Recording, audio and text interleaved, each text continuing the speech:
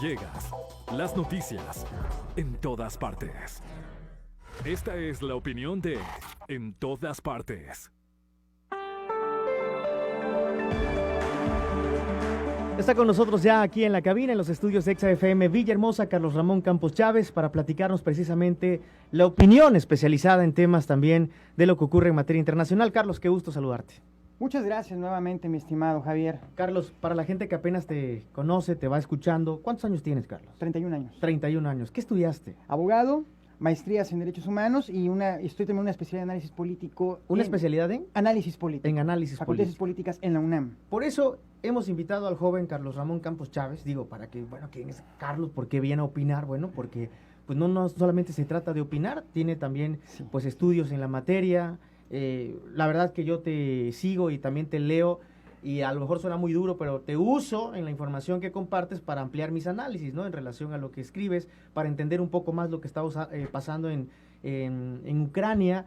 Y me decías ahorita que estábamos platicando tras micrófonos, estamos en guerra, Carlos. ¿Qué es la perspectiva que tú tienes al respecto? Quiero empezar con una frase del primer ministro británico previo a la Segunda Guerra Mundial, que Arthur Neville Chamberlain, que decía, para hacer la paz se necesitan dos, pero para hacer la guerra basta con uno solo. La primera y la Segunda Guerra Mundial, sobre todo la segunda, empezó con una invasión. Checoslovaquia se la pasaron a los alemanes, pero posteriormente fue la invasión a Polonia al año siguiente. Aquí hubo una invasión claramente definida. Lo que pasó hace unas horas, días, lo que fue Ucrania, Rusia, ya venían declaraciones con altisonantes diplomáticos muy fuertes, importantes. Reuniones de 6 metros de distancia. Aquí lo platicamos hace 2 semanas, Javi. Entonces, aquí comentar lo siguiente. Ya hay una guerra declarada, el solo hecho de invadir un país. Por más que quieran adornarlo, por ahí escuchaba algunos periodistas de carácter nacional diciendo, no fue una invasión porque no quieren el territorio. Olvidémonos del territorio, ellos quieren el poder político de Ucrania.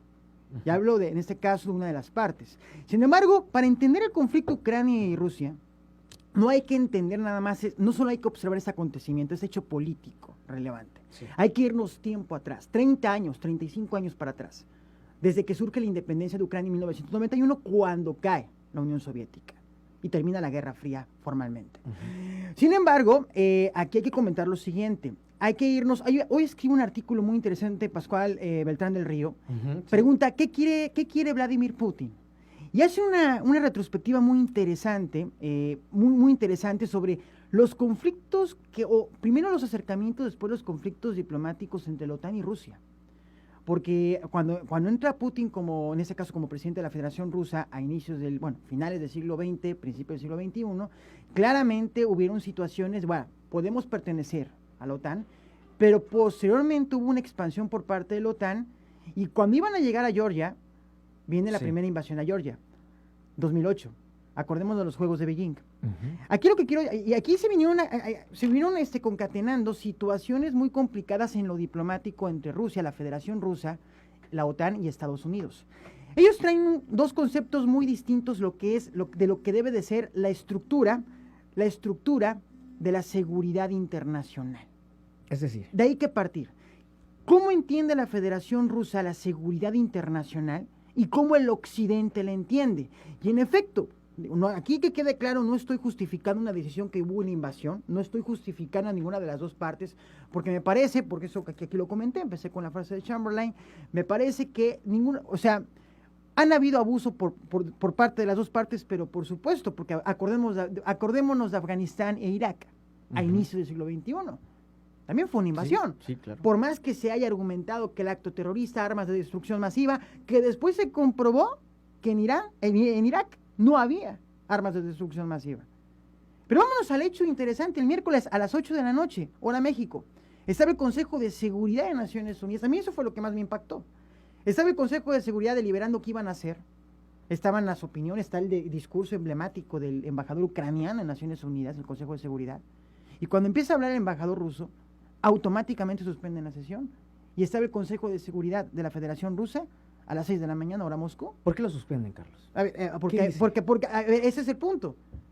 El sistema político internacional, aquí viene un diagnóstico muy personal, me parece que ya estaba debilitado, pero este hecho... Bueno, lo confirma, ¿no? Este hecho, lo confirma. Esta invasión confirma que el sistema político internacional está completamente desgastado y no está apto para resolver problemáticas del mundo de hoy.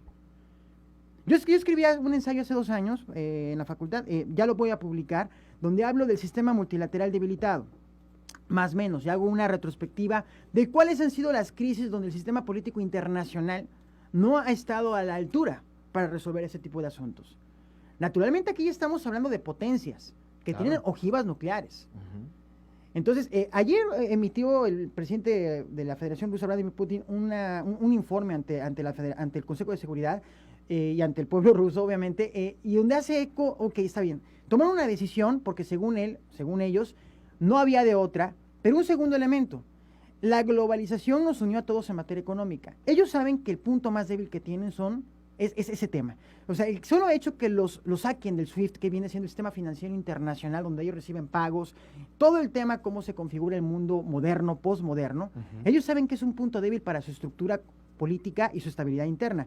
Entonces, oye, esto va a escalar para una tercera guerra mundial porque veo a todo mundo. Me parece que las condiciones estructurales del mundo de hoy no están dadas para un acto de ese calibre. Me parece que el Occidente lo que va a hacer es debilitarlos lo más posible, lo más que puedan en ese sentido, y obviamente tienen que haber medidas simbólicas, emblemáticas, de reparación del daño, porque este hecho no había ocurrido desde el fin de la Segunda Guerra Mundial. Remátala, querido amigo.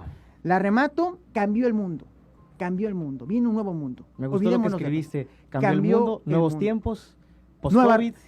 Cambió el mundo, nuevos tiempos, nuevas reglas del juego y nuevos actores en la escena internacional. Efectivamente, así llamamos el debate de ayer, por cierto.